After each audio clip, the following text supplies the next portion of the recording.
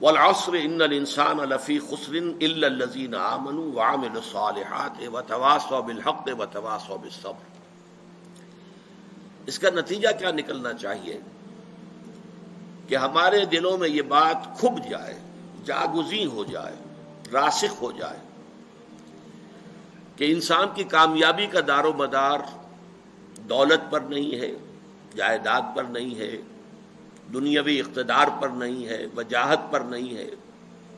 بلکہ ایمان، عمل صالح، تواصی بالحق اور تواصی بالصبر پر۔ گویا کہ اگر یہ چار چیزیں نہیں ہیں تو خواہ کوئی فرعون اور نمرود کسی بادشاہت کا حامل ہو یا قارون کی طرح کے خزانوں کا مالک ہو یا اسے دنیا میں کسی بھی اعتبار سے بہت شہرت حاصل ہو گئی ہو، لیکن وہ شخص ناکام ہے، نامراد ہے، خائب ہے، خاسر ہے۔ البتہ جس کے ہاں یہ چار چیزیں موجود ہوں، وہ خواہ مفلس ہو، قلاش ہو، کسی جھونپڑی میں رہتا ہو، چٹائی پر سوتا ہو، اسے کھانے کے لیے بھی مناسب غذا میسر نہ ہو، گمنام ہو، کوئی اسے جانتا نہ ہو، لیکن وہ کامیاب ہے، کامران ہے، وہ مفلحین میں سے ہے، راشدون میں سے ہے، فائزون میں سے ہے۔ اس چیز کا دل میں کھپ جانا بہت ضروری ہے۔ اسی سے ہمارا طرز عمل معین ہوگا، اسی پر ہمارا دار و مدار ہے کہ ہم زندگی میں کیا رخ اختیار کرتے ہیں۔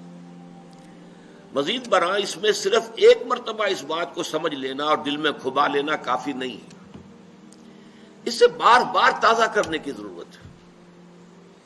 اس لیے کہ ہمارے اعصاب متاثر ہو جاتے ہیں۔ جسے ہم عام اپنی کولوکین لینگویج میں کہتے ہیں بندہ بشر ہے، انسان اپنی خامیوں کے ساتھ ہے، خلق الانسان ضعیفا۔ مثلاً ہم جب کبھی دیکھتے ہیں کہ کوئی بڑی لمبی سی، چمکیلی سی، بھڑکیلی سی کار نئے ماڈل کی زناٹا کرتی ہوئی ہمارے پاس سے گزر گئی تو ایک دفعہ اعصاب میں اچھے اچھے لوگوں کے ارتعاش ہو جاتا ہے اور انسان محسوس کرتا ہے یہ بڑے خوش نصیب لوگ ہیں جنہیں یہ چیزیں میسر ہیں۔ کوئی بڑا جو ہے محل نما مکان دیکھا تو انسان متاثر ہوتا ہے۔ اس تاثر کو قلب سے دھوتے رہنے کے لیے ضرورت ہے